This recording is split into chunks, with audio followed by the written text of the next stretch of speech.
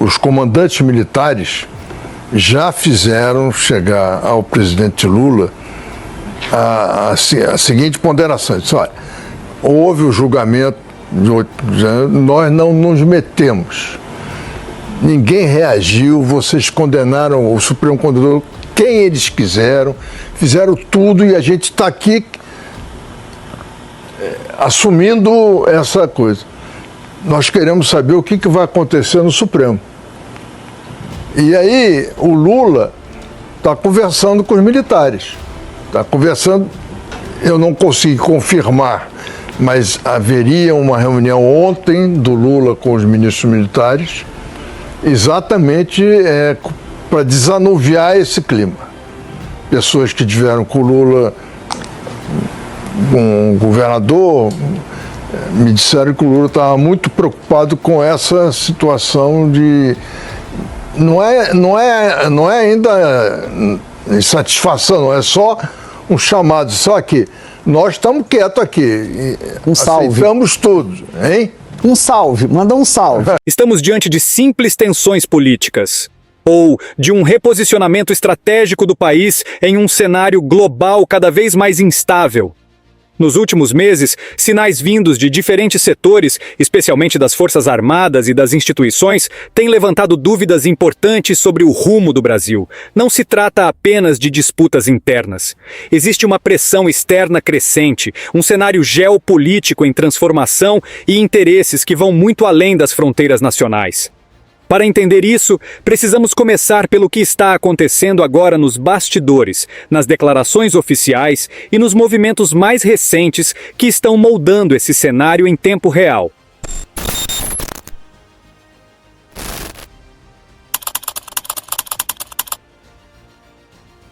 Nos últimos dias, ganhou força a informação de que comandantes das Forças Armadas teriam enviado um recado ao presidente da República sobre decisões recentes do Supremo Tribunal Federal. Não se trata de uma manifestação oficial, formal e institucionalizada. Pelo contrário, o que chama a atenção aqui é justamente o formato, um alerta discreto, transmitido nos bastidores, mas com conteúdo suficientemente claro para gerar preocupação dentro do próprio governo. O ponto central desse recado gira em torno dos julgamentos relacionados aos eventos de 8 de janeiro. A percepção dentro de setores militares seria de que houve uma condução ampla por parte do Supremo e que, até agora, as Forças Armadas optaram por não interferir, mantendo-se dentro de uma postura de contenção institucional. Mas essa postura, ao que tudo indica, começa a dar sinais de limite. A mensagem, ainda que informal, carrega um elemento estratégico importante: a cobrança por previsibilidade. Em outras palavras, o questionamento não é apenas sobre decisões passadas, mas sobre o que ainda pode vir.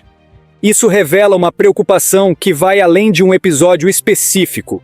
Aponta para o temor de instabilidade institucional contínua. E esse ponto é fundamental, porque ao mesmo tempo em que esse recado surge, há sinais de que o próprio presidente estaria tentando administrar esse ambiente de tensão.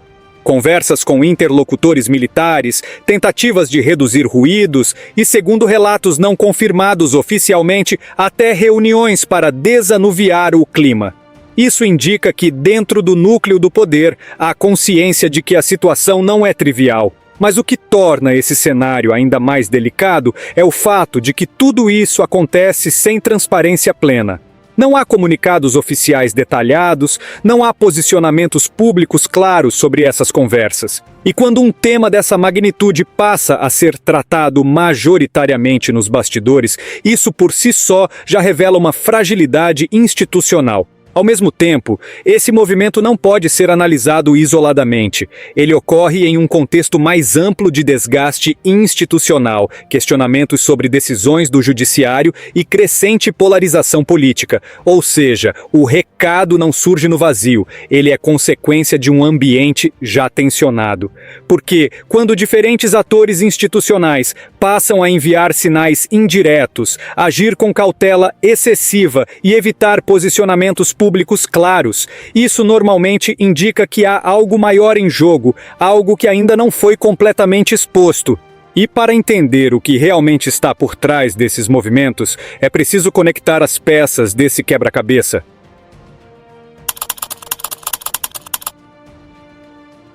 O que aparece como uma tensão entre militares, governo e Supremo Tribunal Federal, na verdade, se conecta a um ambiente político muito mais carregado.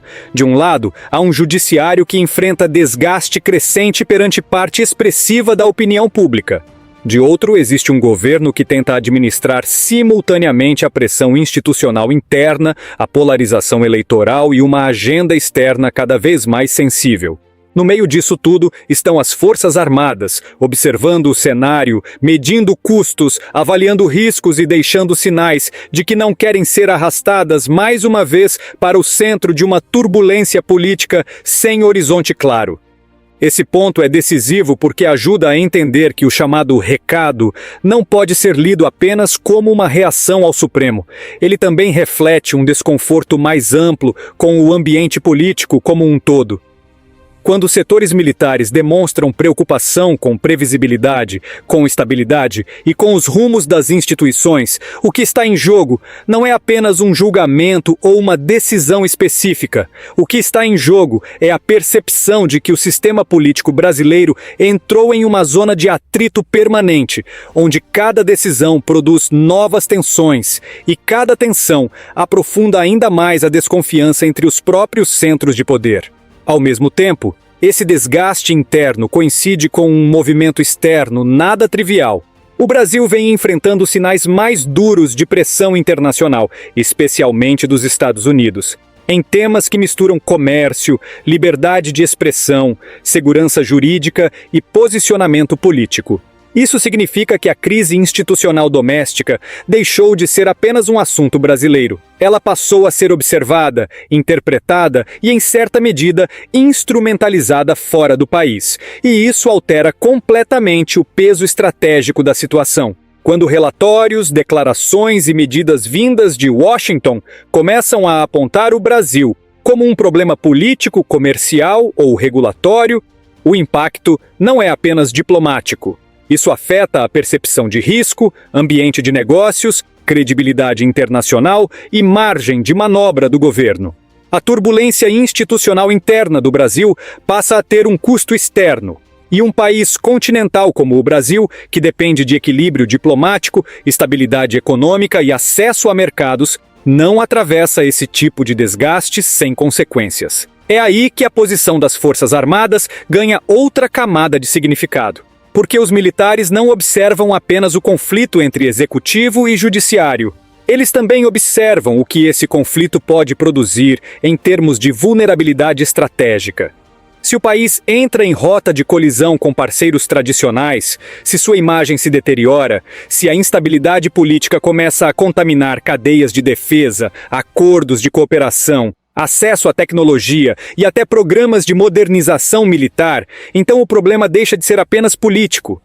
Passa a ser um problema de segurança nacional. E aqui aparece uma contradição central que o debate público muitas vezes prefere evitar.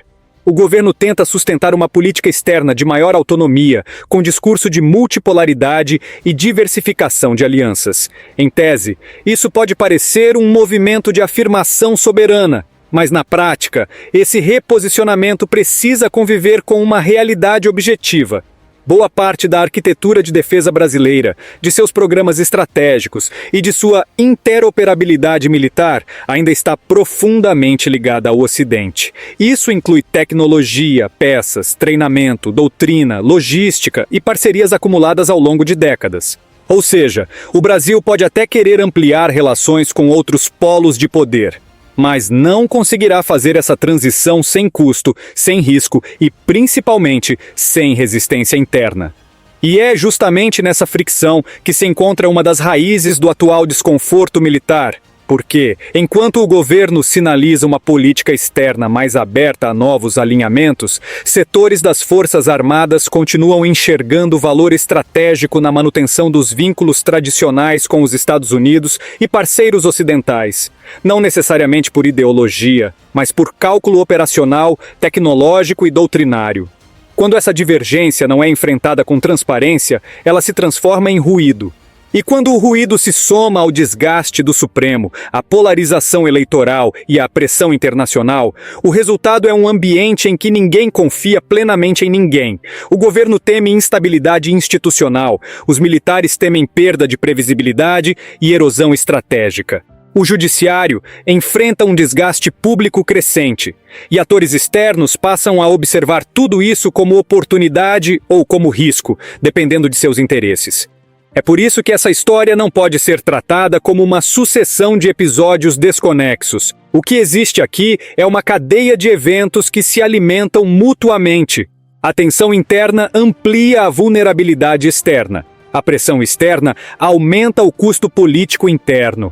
E a ausência de clareza por parte das lideranças aprofunda a sensação de que o país está reagindo aos fatos, em vez de conduzi-los. Mas, para compreender até onde isso pode chegar, é preciso ampliar ainda mais o campo de visão, porque, no fundo, esse impasse brasileiro está inserido em um cenário muito maior, onde disputas institucionais domésticas podem se transformar em peças de um confronto geopolítico global. No momento em que o Brasil passa a viver atritos institucionais internos, ao mesmo tempo em que sofre pressão diplomática, comercial e narrativa das grandes potências, ele deixa de ser apenas um país em crise doméstica. Ele passa a ocupar uma posição sensível em um cenário internacional que está cada vez mais dividido entre blocos, interesses e zonas de influência. Hoje, a disputa global já não se resume à guerra convencional. Ela envolve cadeias de suprimento, tecnologia, finanças, dados, liberdade de expressão, comércio estratégico, indústria de defesa e alinhamentos políticos. Nesse cenário, o Brasil interessa demais para ser tratado como um ator secundário. O Brasil é a maior economia da América Latina, um país continental, dono de recursos valiosos, com liderança regional potencial e peso diplomático histórico. Quando um país com esse perfil dá sinais de oscilação institucional e reposicionamento externo, isso naturalmente atrai a atenção e a pressão das grandes potências. Os Estados Unidos perceberam isso claramente. Em 2025, o governo Trump abriu uma investigação comercial contra o Brasil sob a seção 301, citando práticas consideradas desleais em áreas como comércio digital, pagamentos eletrônicos, propriedade intelectual e barreiras tarifárias. Pouco depois, a Casa Branca anunciou uma tarifa adicional de 40% sobre certos produtos brasileiros, elevando a carga total para até 50% em vários casos, e justificando a medida como resposta a políticas do governo brasileiro consideradas ameaças à segurança, à economia e até à liberdade de expressão de cidadãos e empresas americanas. Isso significa que os americanos deixaram de tratar o Brasil apenas como um parceiro difícil e passaram a enquadrá-lo, ao menos em parte, como um problema estratégico. E esse enquadramento é grave porque mistura economia com política e política com disputa de narrativas. Quando a maior potência do planeta passa a associar decisões internas brasileiras a riscos para seus interesses, o país entra em uma das zonas mais delicadas da geopolítica. A zona em que tensões domésticas passam a ser lidas como sinais de alinhamento internacional. Ao mesmo tempo, em 2025, o escritório do representante comercial dos Estados Unidos formalizou a investigação contra o Brasil. Em paralelo, o governo brasileiro aprofundou interlocuções com a China em defesa, incluindo a visita de representantes do exército chinês ao Centro de Doutrina do Exército Brasileiro e a designação inédita de um general brasileiro para a função de adido de defesa junto à China. Isso não é um detalhe protocolar, é um sinal político, militar e estratégico. Na prática, o Brasil passou a transmitir mensagens ambíguas para o sistema internacional. De um lado, mantém estruturas, equipamentos, doutrina e cooperação historicamente conectados ao Ocidente. De outro, amplia canais com a China e abre espaço para maior aproximação em um momento em que a rivalidade entre Washington e Pequim se intensifica. Em feiras de defesa na América do Sul, empresas chinesas e russas vêm reforçando sua presença com ofertas de blindados, mísseis, drones, aeronaves e sistemas de defesa aérea voltados justamente para mercados regionais como o brasileiro. É aqui que a situação brasileira ganha densidade estratégica, porque o país não está simplesmente diversificando parceiros. Ele está tentando fazer isso em um ambiente internacional muito menos permissivo do que no passado. Em um mundo mais polarizado, movimentos que antes poderiam ser vistos como pragmatismo, agora são facilmente interpretados como alinhamento. E quanto maior a desconfiança entre as potências, menor o espaço para ambiguidades. Esse é o ponto que muitas análises superficiais ignoram. O problema não é apenas conversar com os Estados Unidos ou a China. O problema é fazer isso enquanto o país vive um ruído institucional interno, pressão comercial externa, desgaste entre poderes e incerteza sobre sua direção estratégica. Nessas condições, cada gesto passa a ser lido com uma lupa. Cada aproximação gera suspeita. Cada silêncio vira sinal. E é justamente por isso que as Forças Armadas observam esse cenário com tanta cautela. Para o núcleo militar, a questão não é apenas ideológica, mas operacional. Reposicionar um país desse porte em matéria de defesa não é como trocar um parceiro comercial. Trata-se de rever cadeias logísticas, acesso à tecnologia, treinamento, interoperabilidade, peças, manutenção, inteligência e doutrina. Isso leva anos, às vezes décadas. E qualquer transição mal calculada pode produzir uma situação extremamente perigosa. Um Brasil entre blocos, mas sem plena confiança de nenhum deles. É por isso que esse cenário global não é uma abstração. Ele já está influenciando decisões concretas, discursos, alianças e percepções. O que está em disputa não é apenas com quem o Brasil negocia, mas em qual arquitetura de poder ele pretende se encaixar nos próximos anos. E quando essa definição ocorre sob pressão, sem clareza e em meio a uma crise institucional, o risco de um erro estratégico aumenta muito. O problema é que nenhum erro dessa magnitude sai barato. E, antes mesmo de falar em cenários futuros, já é possível enxergar as fissuras, as contradições e os riscos imediatos que esse cruzamento entre crise interna e disputa mundial está produzindo dentro do próprio país. E é justamente nesse ponto que aparecem os riscos mais sérios, porque quando uma crise institucional interna começa a se cruzar com pressões externas e com divergências estratégicas dentro do próprio Estado, o país deixa de lidar apenas com desgaste político e passa a lidar com vulnerabilidade nacional. O primeiro risco é o da erosão gradual da previsibilidade institucional. Quando o Supremo enfrenta desgaste público, o governo evita dar transparência total ao que discute nos bastidores e setores militares deixam sinais de inquietação sem assumir uma posição formal. O resultado é um ambiente em que as instituições continuam funcionando, mas com confiança mútua cada vez menor. E isso é perigoso porque crises graves nem sempre explodem de uma vez. Muitas vezes elas amadurecem em silêncio por acúmulo de ruído, desconfiança e omissões. O segundo risco é o da politização ampliada de temas estratégicos. Questões que deveriam ser tratadas como assuntos permanentes de Estado, defesa, relações exteriores, estabilidade entre poderes e segurança jurídica, passam a ser puxadas para dentro da disputa ideológica do dia. E quando isso acontece, cada ator começa a agir olhando não apenas para o interesse nacional, mas também para o custo político imediato da própria posição. O problema é que a defesa nacional não pode ser pensada com lógica de improviso eleitoral. Há ainda uma contradição central que precisa ser dita com clareza. O governo fala em autonomia estratégica e em uma política externa mais independente, mas essa autonomia perde força quando o país entra em atrito simultâneo com parceiros tradicionais, sem ter consolidado uma alternativa segura em tecnologia, defesa e comércio. Ao mesmo tempo, setores militares resistem a mudanças bruscas por enxergarem, com razão, que a arquitetura de defesa brasileira ainda depende fortemente de cadeias ocidentais de suprimento interoperabilidade e capacitação. Também existe uma fragilidade interna que muitas vezes fica escondida atrás do debate ideológico. O país quer agir como potência média autônoma, mas enfrenta limitações reais de coordenação, orçamento e consenso estratégico.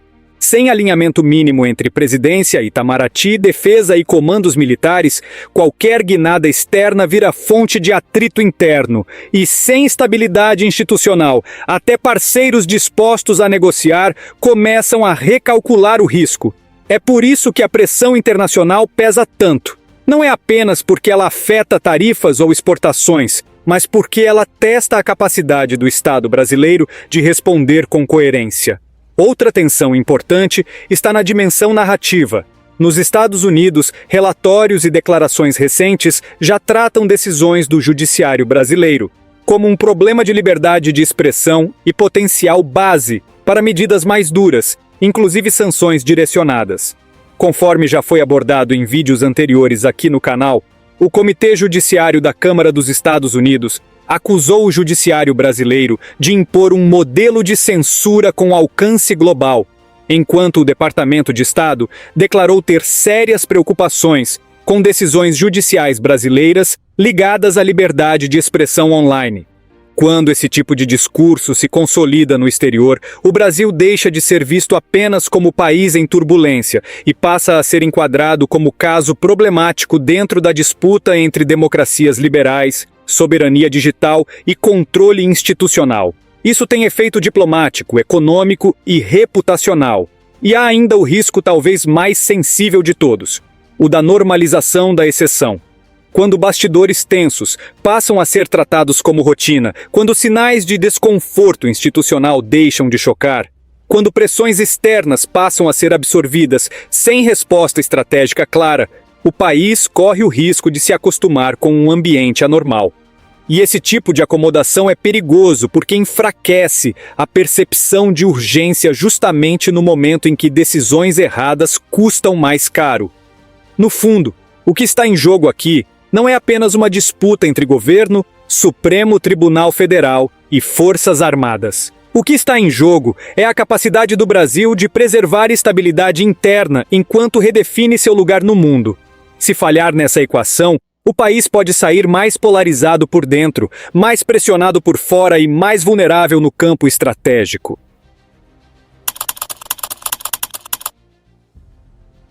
Se esse quadro continuar se aprofundando, o Brasil pode entrar em uma fase em que a crise deixa de ser episódica e passa a moldar o próprio funcionamento do Estado.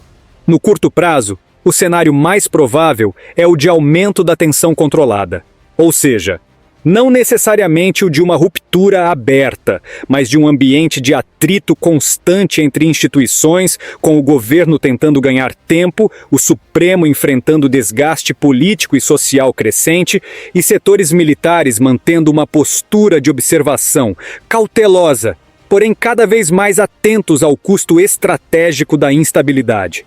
Esse é o tipo de cenário em que ninguém dá um passo extremo, mas todos passam a operar com menos confiança no outro. E quando um país entra nessa lógica, a margem para erro diminui drasticamente. Nesse contexto, a eleição passa a ter um peso ainda maior, porque a fragilidade do STF, a insatisfação popular com o judiciário, a polarização entre lulismo e bolsonarismo e a promessa de confrontar ministros da corte tendem a ser convertidas em combustível eleitoral. Isso significa que uma crise institucional, que já é grave por si só, ainda pode ser usada como plataforma de mobilização política. E quando esse tipo de discurso se torna rentável, a tendência não é de moderação, mas de radicalização retórica. No médio prazo, o risco maior é o da cristalização de um Brasil dividido em 3 níveis ao mesmo tempo, dividido politicamente, dividido institucionalmente e dividido estrategicamente. Politicamente, porque o país já vive uma polarização profunda. Institucionalmente, porque a confiança entre poderes está corroída. E estrategicamente, porque não há plena convergência entre a orientação internacional do governo e a percepção de segurança dos setores militares. Se essas três divisões se consolidarem juntas, o Brasil pode entrar em um período prolongado de baixa capacidade decisória, reagindo às crises em vez de antecipá-las. Isso teria efeitos concretos. Um país que transmite insegurança institucional e ambiguidade estratégica tende a perder poder de barganha. Investidores cobram mais, parceiros internacionais desconfiam mais, adversários testam mais. No plano diplomático, o Brasil corre o risco de ver sua imagem tradicional de um país equilibrado e mediador ser substituída pela imagem de um país imprevisível, tensionado e cada vez mais arrastado por disputas que não consegue controlar integralmente. Para uma potência regional, isso é muito sério. Na área de defesa, os efeitos podem ser ainda mais sensíveis. Se o ambiente político continuar contaminando decisões estratégicas, o país poderá enfrentar atrasos maiores em programas de modernização, dificuldades de coordenação com parceiros tradicionais, aumento do custo de aquisição de tecnologia e até a perda relativa de prontidão operacional. E isso não acontece no vazio. A América do Sul vive pressões do crime transnacional, rotas ilícitas, disputas por fronteiras sensíveis, Amazônia, Atlântico Sul e o crescente interesse externo por recursos estratégicos. Um Brasil institucionalmente tensionado e militarmente pressionado não enfraquece apenas a si mesmo, enfraquece também sua capacidade de estabilizar o entorno regional. Há ainda um cenário mais delicado que não pode ser tratado como inevitável, mas tampouco ignorado. O de o Brasil se tornar campo de disputa mais explícita entre polos de poder globais. Não necessariamente por intervenção direta, mas por influência narrativa, pressão comercial, condicionamento diplomático e disputa por contratos estratégicos. Nesse caso, cada crise doméstica passaria a ser amplificada por interesses externos. Cada decisão sensível do governo, do Supremo ou do Congresso poderia ser reinterpretada fora do país como um sinal de alinhamento. E, nesse ambiente, preservar a autonomia real se torna muito mais difícil. No fundo, o destino desse processo dependerá de uma pergunta central. O Brasil conseguirá reorganizar sua bússola estratégica antes que a soma das pressões internas e externas possam produzir um resultado mais grave? Porque, se não conseguir, o país pode entrar em um ciclo em que cada crise alimenta a próxima, cada desgaste enfraquece a resposta institucional e cada movimento externo encontra um estado mais vulnerável por dentro. E olhando para tudo isso em conjunto, a conclusão inevitável é que o recado realmente está dado, mas ele não é apenas um recado ao presidente, nem apenas ao Supremo.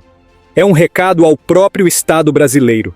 O que esses acontecimentos revelam é que o Brasil entrou em um momento em que a política interna, a estabilidade institucional e o posicionamento internacional já não podem mais ser tratados como assuntos separados.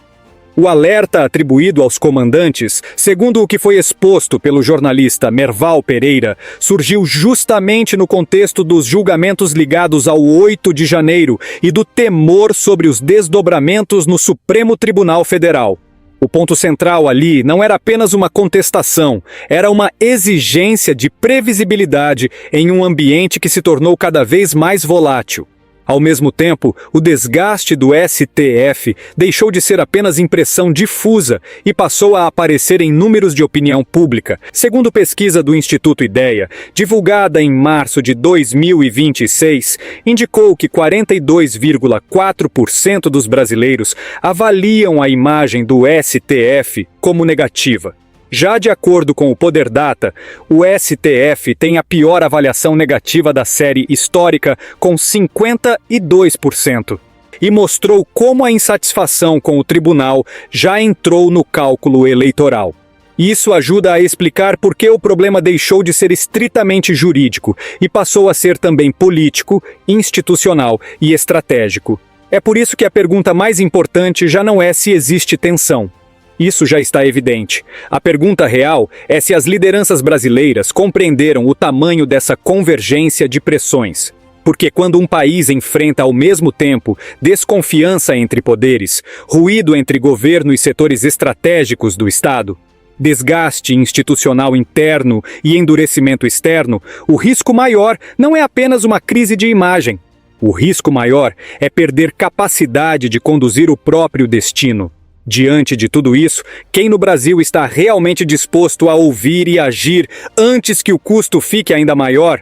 Se você chegou até aqui, é porque entende que o que está acontecendo no Brasil vai muito além da política. Então deixa aqui a sua opinião. Você acredita que isso é apenas uma tensão momentânea ou o início de algo maior?